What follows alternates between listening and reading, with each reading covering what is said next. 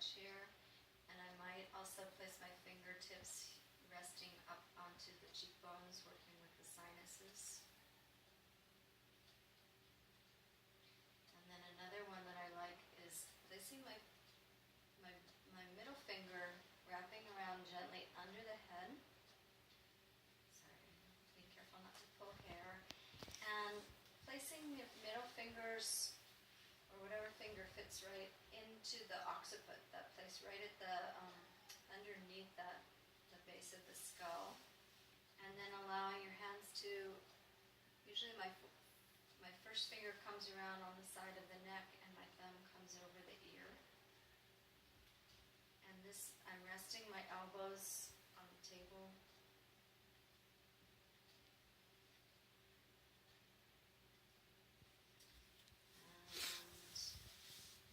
And another one I like to do while I'm sitting is shoulders. So I will place my thumbs underneath the shoulders. I just kind of feel around. There's usually a kind of comfortable spot. Everybody's anatomy is a little bit different, so just feel until I feel kind of a little niche for my thumb to rest in. And then my other 4 fingers are up on top of the shoulder. I'm not in a great spot just sitting wise, so don't take that as how I usually sit, but so that's one shoulder. Then another way to do it is my fingers under the shoulders and then my thumb coming up and around. And I shouldn't be using this pillow because this is not working for me. I don't usually use a big pillow under the head. I use a lower one. But so normally I can rest my arms down with this hand position. So I'm going to come around to the side, and often I'll next do the high heart, the thymus gland, and then my other hand just down below the rib, well, just below the breasts, still usually on the rib cage. And then depending on her anatomy, I'll bring my thumbs together so that they're touching over the heart. And that's a nice way to get to work with the heart chakra.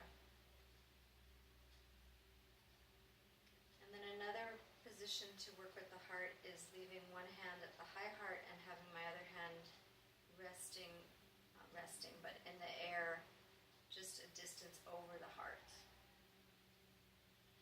And another one is just my hands separated like this.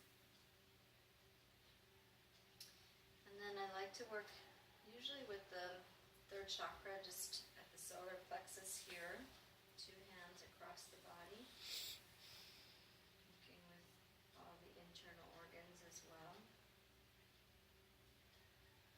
And then sometimes I'll come down just at the belly button. So these are all the same positions that I recommend doing for your own self-Reiki treatment too.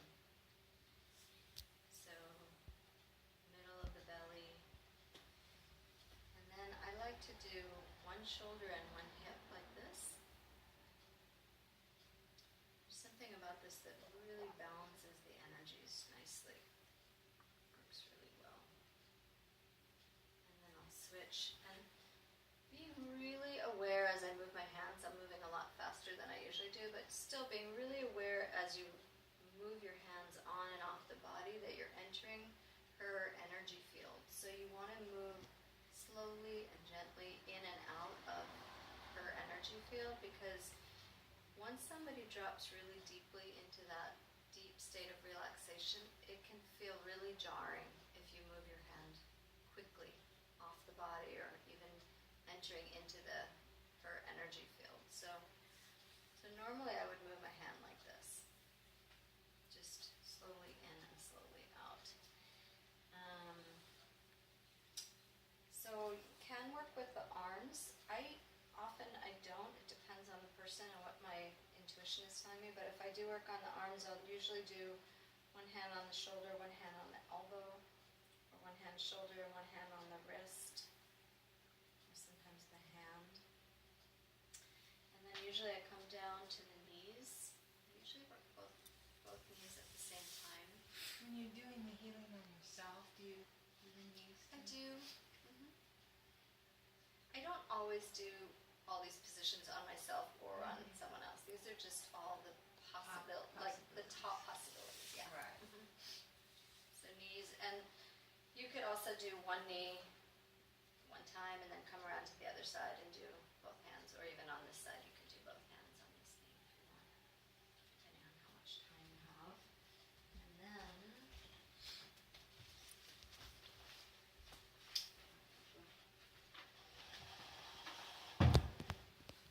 so I spend a lot of time seated at the head and a lot of time seated at the feet. So usually I'll spend like a good, I'd say at least half of the time that I work on somebody, I'm at the head and the feet.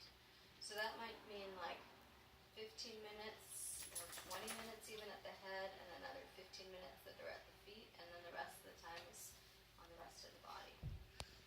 So this position I really like, having the heels resting on the palms with my fingers wrapping gently around the inside of the heel.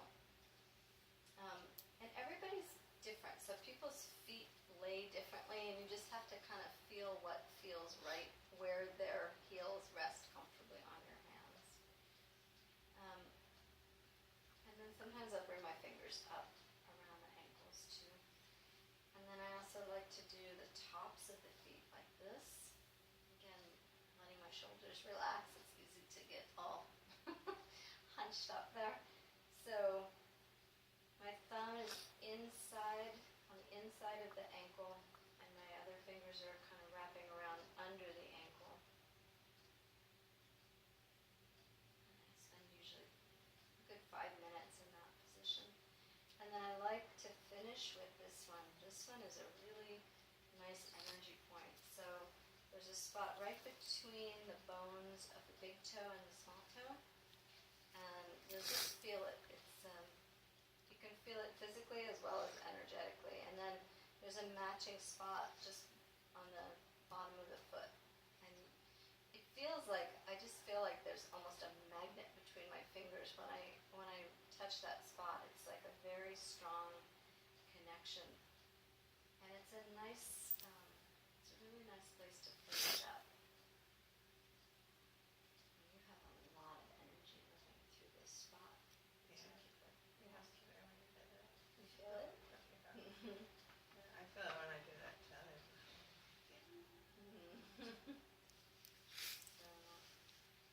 So that's the full treatment. How much do you charge for that? Well,